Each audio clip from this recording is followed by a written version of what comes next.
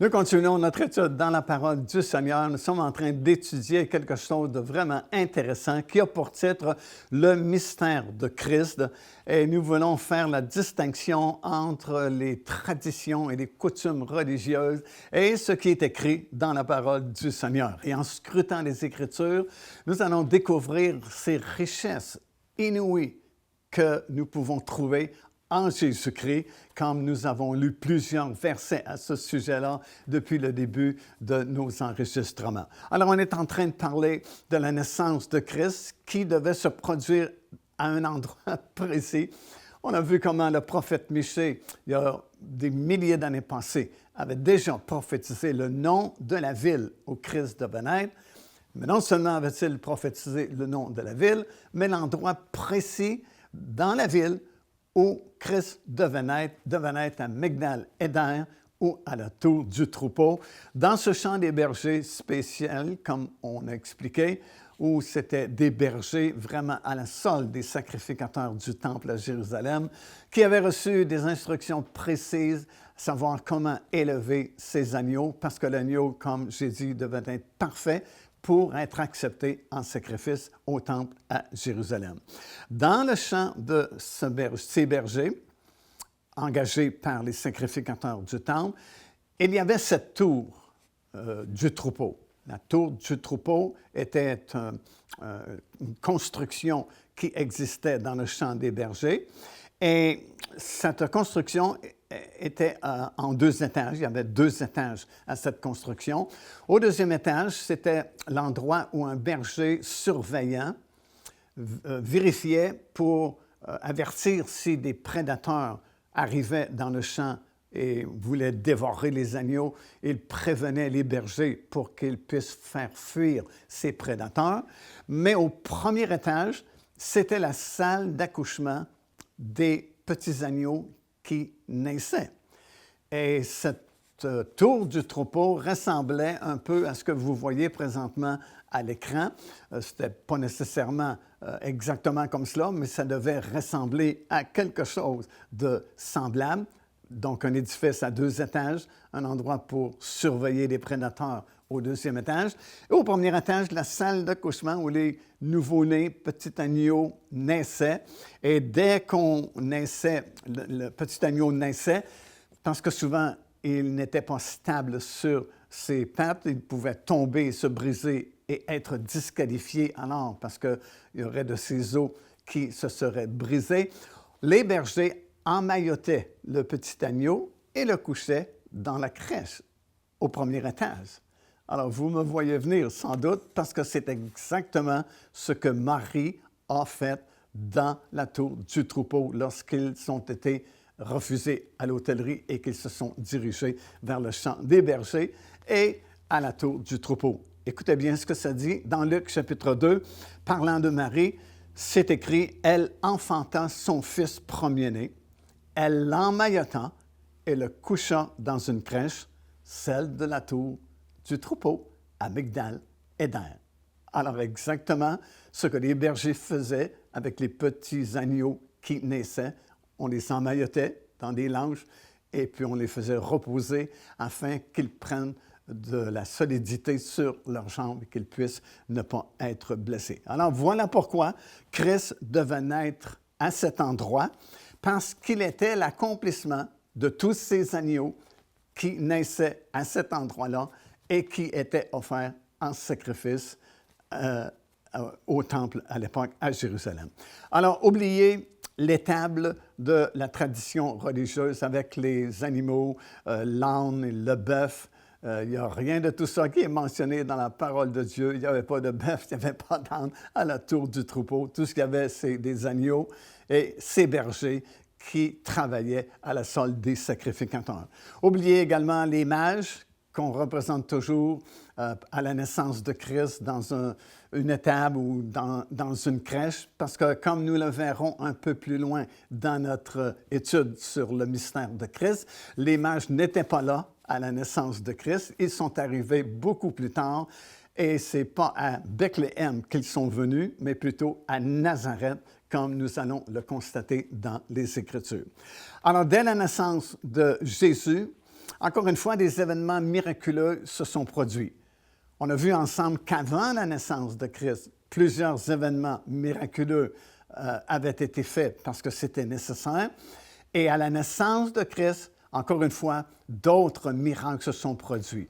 Un miracle vraiment spectaculaire, dès la naissance de Christ, à la tour du troupeau Migdal-Éder, il y a eu cette apparition d'anges dans le ciel. Le ciel a été comme illuminé de la gloire de Dieu. Et voici ce que nous lisons, c'est dans l'Évangile de Luc, 2e chapitre, comptez du verset 8. Ça dit ceci: lorsque les anges sont apparus aux bergers qui étaient aux alentours, ça dit qu'il y avait dans cette même contrée des bergers qui passaient dans les champs les veilles de la nuit pour garder leur troupeau. Voici un ange du Seigneur leur apparut, et la gloire du Seigneur resplendit autour d'eux. Ils furent saisis d'une grande frayeur. Mais l'ange leur dit: ne craignez point, car je vous annonce une bonne nouvelle qui sera pour tout le peuple le sujet d'une grande joie. C'est qu'aujourd'hui, dans la ville de David, ça c'est Bethléem, il vous est né un sauveur qui est le Christ, le Seigneur. Et voici à quel signe, remarquez bien, voici à quel signe vous le reconnaîtrez. Vous trouverez un enfant emmailloté et couché dans une crèche. Et soudain se joignit à l'ange une multitude de l'armée céleste, louant Dieu et disant: gloire à Dieu au plus haut des cieux. Et paix sur la terre parmi les hommes qui l'agréent. Lorsque les anges les eurent quittés pour retourner au ciel, les bergers se dirent les uns aux autres: allons jusqu'à Bethléem et voyons ce qui est arrivé, ce que le Seigneur nous a fait connaître. Et ils allèrent en hâte, et ils trouvèrent Marie et Joseph et le petit enfant couché dans la crèche. Maintenant, remarquez que l'ange n'a pas donné plus de détails que cela. Il a simplement dit d'aller à Bethléem. Mais parce que les anges ont mentionné que l'enfant qu'ils vont voir a été emmailloté et couché dans une crèche, ces bergers, qui étaient des professionnels, comme j'ai expliqué, savaient très bien où se diriger, devaient se diriger à la tour du troupeau, parce que c'est là qu'ils trouveraient cet enfant. Et c'était un signe que les anges avaient donné aux bergers. Imaginez, ces bergers-là n'ont peut-être pas compris toute la grandeur et toute la magnificence et toute la splendeur de cette naissance, mais ils ont dû comprendre certainement quelque chose parce qu'eux sont habitués de voir des agneaux qui naissent à cet endroit. Ils sont habitués qu'à chaque naissance d'agneau, on va les emmailloter dans des langes. Et plus tard, ils seront offerts en sacrifice au temple. Alors, 2 et 2 font 4. Quand ils ont vu cet enfant, parce que les anges ont dit: vous trouverez un enfant emmailloté et couché à cet endroit-là, ils ont dû quand même comprendre quelque chose comme: wow, c'est possible que ce soit le Messie qui sera l'accomplissement de tous ces sacrifices d'agneaux qui ont été offerts durant les années précédentes. Je ne sais pas ce qu'ils ont pensé, je ne sais pas jusqu'à quel point ils ont compris, mais ils ont dû comprendre quelque chose parce que c'était leur travail. Ils savaient qu'ils faisaient ça en attendant la venue du Messie. Et cette fois-là, le Messie est arrivé tel que ça avait été prophétisé. Alors, c'est vraiment exceptionnel de lire ça et c'est vraiment miraculeux. Et j'imagine la splendeur de cette visitation angélique, la gloire qui a été manifestée dans le ciel et l'armée vraiment angélique qui s'est jointe à l'annonce que cet ange avait faite. Ça devait être vraiment quelque chose d'impressionnant, quelque chose qui a dû même troubler les bergers de voir ces apparitions dans le ciel et ces paroles qui ont été dites à ce moment-là. D'autres miracles aussi ont suivi, par exemple, comme j'ai lu précédemment, à cause de la naissance de Jésus-Christ, la femme qui donnait naissance à un enfant mort devait être séparée pendant une période de 40 jours. Et puis, dans cette période de 40 jours, la seule exception qu'on faisait, parce que c'était un enfant mâle, devait être circoncis le 8e jour. Alors, c'est ce que Marie et Joseph ont fait. Et là, regardez bien ce qui s'est produit. C'est dans Luc, chapitre 2, le verset 22, jusqu'au verset 24. Ça dit ceci: « Quand les jours de leur purification furent accomplis selon la loi de Moïse, c'est-à-dire comme on a vu dans Lévitique, le chapitre 12, là, Joseph et Marie le portèrent au temple à Jérusalem pour le présenter au Seigneur, suivant ce qui est écrit dans la loi du Seigneur. » Alors, le 8e jour, il a été circoncis, sûrement à Migdal-Éder, parce qu'ils étaient encore là. Mais quand les jours de la purification de Marie furent écoulés, c'est-à-dire 40 jours, comme on a expliqué à partir de Lévitique chapitre 2, ils sont montés à Jérusalem parce que la loi exigeait maintenant que tout premier-né soit présenté au Seigneur. Et c'est au temple qu'on faisait cette présentation-là. Alors, 40 jours plus tard, ils sont à Jérusalem et puis ils sont là pour présenter Jésus au Seigneur. Alors, ça dit ici dans Luc chapitre 2 que lorsque Jésus fut présenté au temple, 2 personnages sont venus en même temps pour témoigner que c'était bien le Messie d'Israël, le Messie qui avait été promis. Le premier personnage, c'est vraiment remarquable, c'est un monsieur, un homme, du nom de Siméon.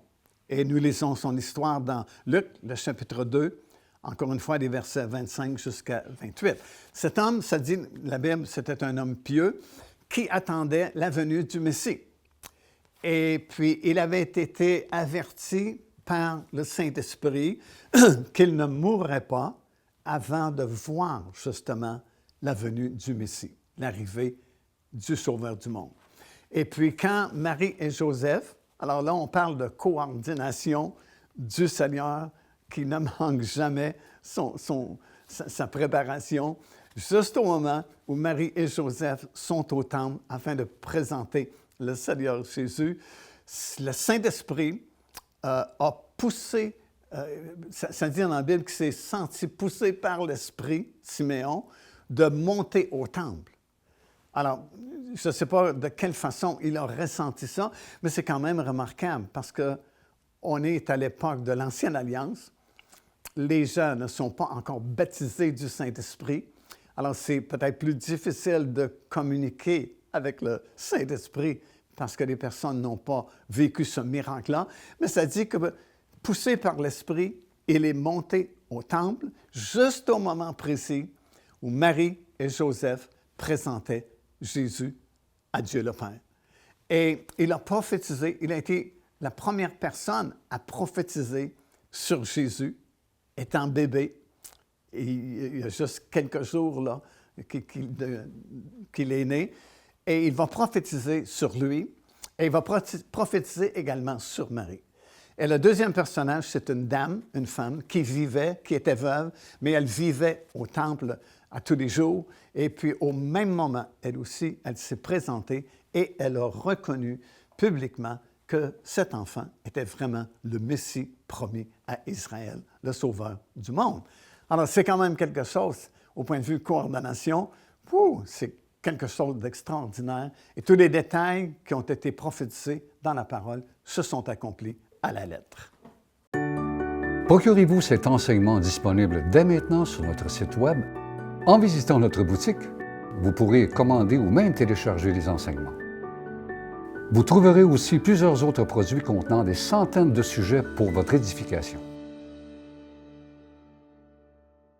Puis, dans l'Évangile de Luc, chapitre 2 et le verset 39, il est écrit qu'après que Marie et Joseph eurent accompli toutes les obligations de la loi de leur époque, ils sont retournés à Nazareth parce que c'est là où ils vivaient. Donc, les mages ne pouvaient pas être présents comme on On le voit à chaque fête de Noël. On voit la crèche, on voit les animaux, on voit les mages qui sont là avec leurs présents. Et puis, c'est pas du tout comme ça que ça s'est passé parce que les mages n'étaient pas là à Migdal-Éder, là où Christ est né. Et dans Matthieu, de toute façon, le 2e chapitre, versets 1 jusqu'à 12, on a un récit quand même très précis de l'histoire des mages qui ont vu cette étoile en Orient, ça veut dire aux pays qui sont à l'est d'Israël, dans la région où était Daniel autrefois, qui faisait partie de ce groupe de devins-là, qui étudiait les cartes du ciel et qui conseillait le roi de cette époque-là.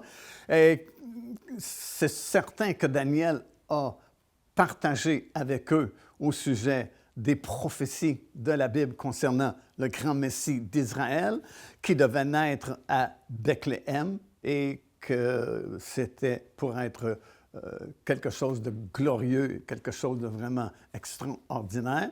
Et cette étoile est apparue en Orient, dans leur pays, et ils ont quitté leur pays pour se rendre à Jérusalem, parce qu'ils n'ont pas plus de détails. Ils savent tout simplement qu'il y a quelque chose, il y a un roi qui est né en Israël, et probablement que ce roi-là vient confirmer ce qu'ils avaient appris de Daniel. Mais regardez ici, il y a plusieurs détails qui nous sont donnés. Premièrement, en Orient, ils ont vu cette étoile briller dans le ciel et ils ont compris quelque chose, sans doute à cause du témoignage que Daniel leur avait laissé autrefois. Deuxièmement, ils comprirent que cela annonçait la naissance d'un roi en Israël, parce que lorsqu'ils se sont présentés aux autorités à Jérusalem, ils ont demandé à voir le roi. Où est le roi qui vient de naître? Troisièmement, ils décidèrent d'entreprendre un voyage vers Israël afin de lui rendre hommage. Quatrièmement, du moment où ils virent l'étoile dans leur pays et leur arrivée à Jérusalem, selon la Bible, il s'est écoulé à peu près 2 ans. Parce qu'on ne voyageait pas aussi rapidement qu'on voyage de nos jours. Cinquièmement, lorsqu'ils sont arrivés à Jérusalem, ils ont voulu voir les autorités en place, donc ils se sont dirigés vers le palais d'Hérode et ils lui ont demandé où est le roi des Juifs qui vient de naître. Maintenant, ce qui est vraiment fort, c'est qu'en Israël, il n'y a personne qui est au courant que Christ est né à Migdal-Éder. Pilate ne le sait pas, Hérode ne le sait pas, et la plupart des sacrificateurs ignorent. S'il y a des gens qui auraient dû être au courant, c'est bien les sacrificateurs du temple. Mais eux-mêmes ignorent que Christ est né et que ça fait même 2 ans qu'il est né. Personne n'est au courant. Et lorsqu'ils ont demandé à Hérode où est le roi des Juifs qui vient de naître, pour lui, c'était la panique. Parce qu'à l'époque, il n'y avait qu'un seul roi, c'était l'empereur romain. C'était Rome. Et celui qui siégeait à Rome, c'était le roi.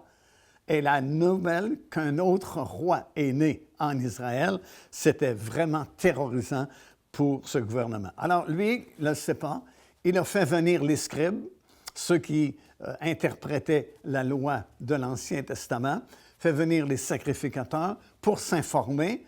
Est-ce que c'est vrai qu'un roi qui est né en Israël, le Messie d'Israël? Et ils ne peuvent pas répondre oui parce qu'ils ne le savent pas. Et ça dit qu'ils ont scruté les Écritures et finalement, devinez quoi, ils ont trouvé les prophéties de Michée que j'ai partagées avec vous, qui disaient que oui, le roi, le Messie, devait naître à Bethléem, à un endroit précis, à Migdal-Éder. Alors Hérode leur dit, allez plutôt à Bethléem maintenant, parce qu'il ignore que Christ n'est plus à Bethléem. Il est rendu de retour à Nazareth avec ses parents. Alors il dit aux mages, allez à Bethléem pour l'adorer et dites-le-moi où il est exactement pour que moi aussi je puisse aller l'adorer. Hérode ne voulait certainement pas adorer ce bébé qui vient de naître parce que c'était vraiment un compétiteur pour lui. Alors, comme les bergers ne savaient pas autre chose non plus, sont sortis du palais d'Hérode et l'étoile qui les avait guidés est revenu et les a guidés cette fois-là vers Nazareth et non pas Bethléem, parce que bien sûr, Jésus n'est plus à Bethléem, il est de retour à Nazareth avec ses parents. Et dans Matthieu, chapitre 2, verset 11, nous lisons ceci. C'est pourquoi, lorsque les mages sortirent de la présence d'Hérode, l'étoile qui les conduisit à Nazareth, et non pas à Bethléem, s'arrêta au-dessus de la maison, et non pas de la crèche, parce qu'il n'est plus dans la crèche à Migdal-Éder, il est de la maison de ses parents, Joseph et Marie, à Nazareth. Alors, ça dit, lorsque les mages sortirent de la présence d'Hérode, l'étoile les conduisit jusqu'à Nazareth et s'arrêta au-dessus de la maison où se trouvaient Joseph et Marie. Ils entrèrent et adorèrent et ils offrirent leurs présents dans la maison de Marie et Joseph à Nazareth. Et on sait que les cadeaux qu'ils ont donnés étaient d'une grande valeur et ça a permis de financer le voyage de Marie, Joseph et Jésus vers l'Égypte parce qu'on craignait pour la mort de Jésus parce que Hérode était en colère, a fait tuer les enfants en dessous de 2 ans à Bethléem et voulait certainement tuer cet enfant qui venait de naître également. Alors voilà la vérité de la parole du Seigneur. Alors encore une fois, nous voyons la précision de la parole du Seigneur. Tout doit s'accomplir, exactement comme c'était prophétisé. Dans Matthieu, chapitre 2 et le verset 16, nous lisons encore une fois que Hérode se mit dans une grande colère et il s'est aperçu, bien sûr, que les mages n'étaient pas allés à Bethléem, mais plutôt à Nazareth. Mais il n'a pas voulu prendre de risques. Il a fait tuer tous les enfants en dessous de 2 ans dans toute la grande région de Bethléem. C'est-à-dire, Hérode se mit dans une grande colère et fit tuer tous les enfants de 2 ans et moins à Bethléem, selon ce qui avait été prophétisé. Alors, Hérode décide ça, mais il ne savait pas qu'il accomplissait une prophétie qui avait été donnée par Jérémie il y a beaucoup d'années avant que ça se produise. C'est dans Jérémie chapitre 31 et le verset 15. Et sans prendre conscience de ce qu'il faisait vraiment, qu'il accomplissait les prophéties de Dieu, il fit tuer les enfants en bas de 2 ans. Puis dans Matthieu chapitre 2, des versets 13 jusqu'à 15, nous lisons ceci. « Lorsqu'ils furent partis, voici un ange du Seigneur apparut en songe à Joseph. » Remarquez, si vous lisez les évangiles du Nouveau Testament, à combien de reprises Joseph a eu des visitations angéliques. C'est vraiment remarquable. Lorsqu'ils furent partis, voici un ange du Seigneur apparut en songe à Joseph et il lui a dit, « Lève-toi, prends le petit enfant et sa mère, fuis en Égypte et reste-y jusqu'à ce que je te parle, car Hérode cherchera le petit enfant pour le faire mourir. » Alors Joseph se leva, partit de nuit avec le petit enfant et sa mère, et se retira en Égypte.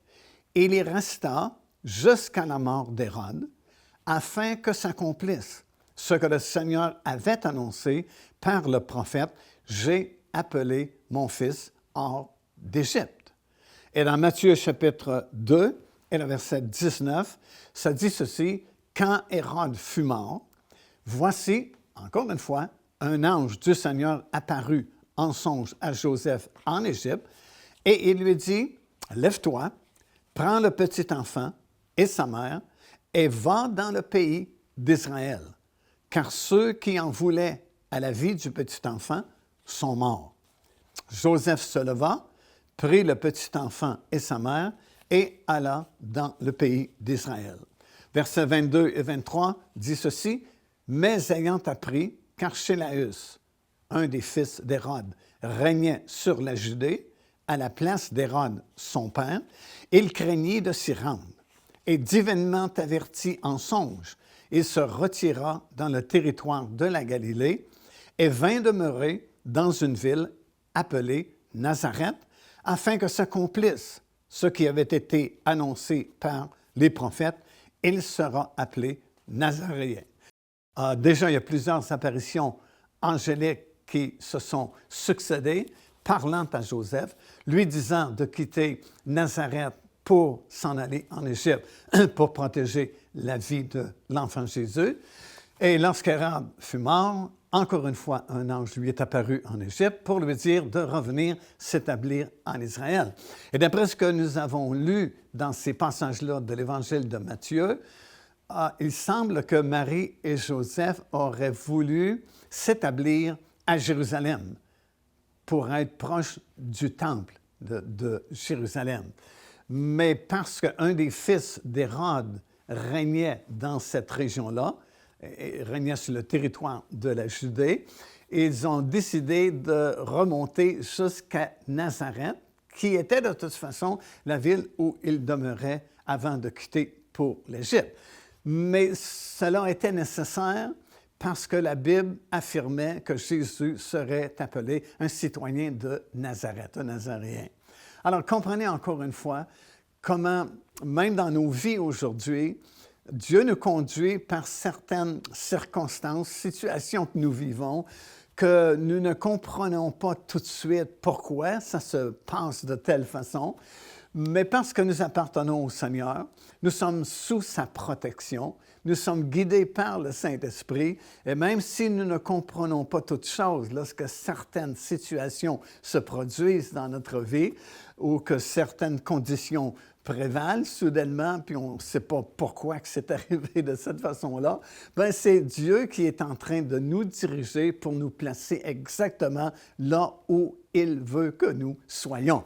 Et c'est ce qui est arrivé encore une fois ici, alors que Marie et Joseph ont obéi à ce commandement que l'ange leur avait donné de revenir en Israël, auraient voulu, c'était leur désir de s'établir à Jérusalem, probablement pour être proche du temple de Jérusalem, mais ça n'a pas fonctionné parce qu'ils ont eu peur, parce que c'était un des fils d'Hérode qui régnait dans la région, et finalement ont décidé de revenir où ils étaient, à Nazareth, mais il n'y avait pas de choix parce que les prophéties avaient été données depuis de nombreuses années que Jésus devait grandir à Nazareth. Car Dieu a tant aimé le monde qu'il a donné son Fils unique, afin que quiconque croit en lui ne périsse point, mais qu'il ait la vie éternelle.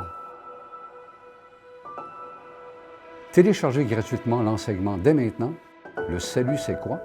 Au www.paindevie.org et recevez la grâce merveilleuse que Dieu vous offre.